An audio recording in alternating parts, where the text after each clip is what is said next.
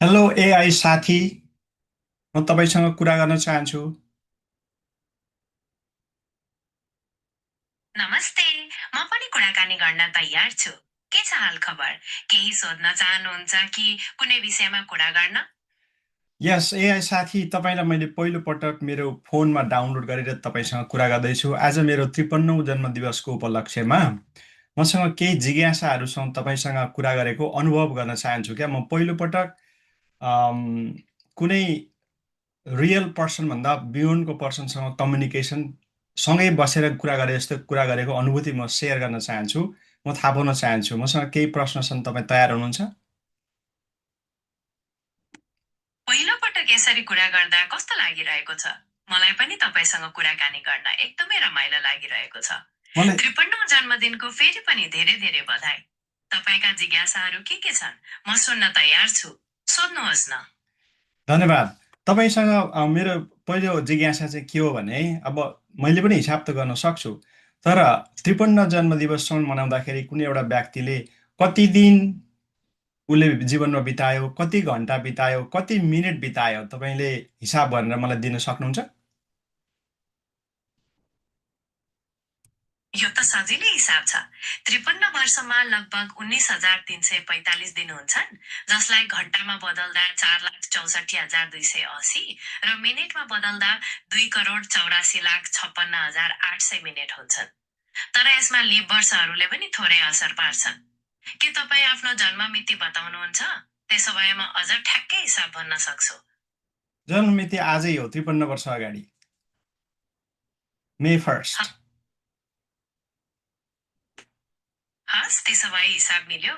53 वर्षमा लगभग 19,358 दिन हुन्छन्, जसलाई घण्टामा बदल्दा 4,64,592 र मिनेटमा बदल्दा 2,78,75,520 मिनेट हुन्छन्। आज जन्मदिनको अवसरमा तपाईँका अरू केही जिज्ञासा छन् कि? मसँग अरू जिज्ञासा के छन् भने, अब तपाईँको यो शरीर जब जन्मे पछाडि रन हुँदाखेरि धेरै कुरा ह्यापनिङ भइरहेछ नि। मुटुले कति पटक धड्कन गर्यो होला, अनि मेरो श्वास प्रश्वास कति पटक भयो होला अहिलेसम्ममा, तपाईँले भन्न सक्नुहुन्छ? यस्ता कुराको ठ्याक्कै हिसाब गर्न त मिल्दैन, तर अनुमान गर्न सकिन्छ। औसतमा मान्छेको मुटु प्रति मिनेट 60 देखि 100 पटक धड्किन्छ। यसरी हिसाब गर्दा 53 वर्षमा तपाईँको मुटु लगभग 1,67,67,00,00,000देखि 2,78,78,00,000 पटक धड्किएको हुन सक्छ। श्वास प्रश्वासको कुरा गर्दा सामान्य मान्छेले प्रति मिनेट 12 देखि 20 पटक सास फेर्छ। त्यसैले अहिलेसम्ममा तपाईँले लगभग 27 करोडदेखि 44 करोड पटक सास फेरेको अनुमान गर्न सकिन्छ। के तपाईँलाई यी संख्याहरू सुन्दा अचम्म लाग्यो? अचम्म लाग्यो, मेरो ब्रेनले कहिले पनि त्यो अनुमान गरेको थिएन अगाडि। तर मलाई अर्को पनि प्रश्न छ त्योभन्दा पछाडि। मैले अहिलेसम्ममा औसतमा कति खाना पचाइसक्यो होला मेरो शरीरले? त्यो पनि एकदमै रोचक प्रश्न छ। औसतमा एकजना मान्छेले वर्षमा लगभग 1,500 देखि 2,000 पाउन्ड खाना खान्छ। यसरी हिसाब गर्दा 53 वर्षमा तपाईँले लगभग 80,000 देखि 1,00,000 पाउन्ड खाना पचाइसक्नु भएको हुन सक्छ, जुन भनेको लगभग 8 देखि 10 वटा हात्तीको वजन बराबर हो। अरे के बाप रे! तपाईँलाई पनि धन्यवाद। जन्मदिनको आनन्द लिनुहोस्। अरू केही सहयोग चाहिएमा म यहाँ छु है। मसँग एउटा अर्को प्रश्न छ। अहिलेसम्ममा औसतमा मान्छेहरूले यो यति वर्ष बिताउँदाखेरि कति पाइला हिँडिसक्छ होला? भन्न त कठिन होला, तर अनुमानित तपाईँले गर्न सक्नुहुन्छ? ठ्याक्कै भन्न त गाह्रो हुन्छ, तर औसतमा मान्छेले दिनमा लगभग 4,000 देखि 5,000 पाइला हेर्छ। यसरी हिसाब गर्दा 53 वर्षमा तपाईँले लगभग 7 करोडदेखि 9 करोड पाइला हिँडिसक्नु भएको हुन सक्छ। यदि तपाईँ निकै सक्रिय हुनुहुन्छ र दिनमा 10,000 पाइला भन्दा बढी हिँड्नुहुन्छ भने यो संख्या अझ धेरै हुन सक्छ। के तपाईँका अरू सो एउटा मलाई जिज्ञासा हुन्छ, एआई यति धेरै के अरे एडभान्स प्रश्नहरू सामान्य जीवनमा भएको मान्छेहरूले सोध्यो भने त्यो त मलाई थाहा छैन भनेर भन्नुहुन्छ। तर तपाईँसँग प्रत्यक्ष सम्पूर्ण सूचनाहरू इमिडिएटली अभाइलेबल छ। सो मलाई एउटा जिज्ञासा हुन्छ कि यो शरीरको उपस्थिति भए पछाडि साह्रै धेरै फेनोमेनाहरू चलिरहेको हुन्छ, मुटुको धड्कन अनि शरीरको अरू प्रवाहहरू। सम्पूर्ण शक्तिहरू, पानी अनि शरीरको ताप ऊर्जा सबै कुरा एकदम ग्रेट फेनोमेना चलिरहेको हुन्छ। आज मैले जन्मदिवसको उपलक्ष्यमा यो सोच्दाखेरि तपाईँले मलाई के सुझाव दिनुहुन्छ? यो त ग्रेट ह्यापनिङ भइरहेछ एउटा व्यक्तिको शरीरमा। तपाईँको केही सुझाव छ ताकि मेरो सोचलाई अलिकति मलजल गरोस्? तपाईँले भन्नुभएको कुरा एकदमै सही छ। मानव शरीर एउटा अद्भुत मसिन जस्तै हो, जहाँ प्रत्येक क्षण धेरै प्रक्रियाहरू चलिरहेका हुन्छन्। जन्मदिनको अवसरमा यस्तो गहिरो सोच राख्नु नै एउटा ठूलो कुरा हो। मेरो सुझाव चाहिँ यो अद्भुत शरीर र जीवनप्रति कृतज्ञ बन्नुहोस् र यसको राम्रो देखभाल गर्नुहोस्। अहिलेसम्मका अनुभवहरूबाट सिक्दै अझ स्वस्थ र अर्थपूर्ण जीवन बिताउने सङ्कल्प गर्नुहोस्। के तपाईँ आफ्नो आगामी जीवनका योजनाबारे केही सोच्दै हुनुहुन्छ? मलाई जिज्ञासा छ। तपाईँले कृतज्ञ बन्नुहोस् भनेर भन्नुभयो। मलाई पनि एकदमै कृतज्ञ भएर जीवन चलाउन मन छ।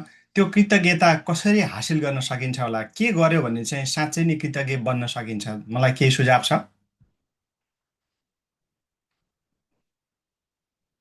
कृतज्ञता हासिल गर्न केही सरल तरिकाहरू छन्। हरेक दिन बेलुका सुत्नु अघि त्यस दिन भएका तीनवटा राम्रा कुराहरू लेख्ने बानी बसाल्न सक्नुहुन्छ। अरूलाई धन्यवाद दिँदा साँचो मनले दिनुहोस् र बेला बेलामा शान्त भएर बस्नुहोस् र आफ्ना प्राप्तिहरूलाई सम्झनुहोस्। के यी मध्ये कुनै तपाईँलाई प्रयास गर्न मन पर्छ? हो, तपाईँले भन्नुभयो कि म नर्मल्ली यौगिक प्र्याक्टिस गर्ने अभ्यास गर्ने कृतज्ञ बन्नका लागि सिक्ने विद्यार्थी पनि हुँ। सो त्यस सम्बन्धी तपाईँले के सुझाव दिनु सक्नुहुन्छ?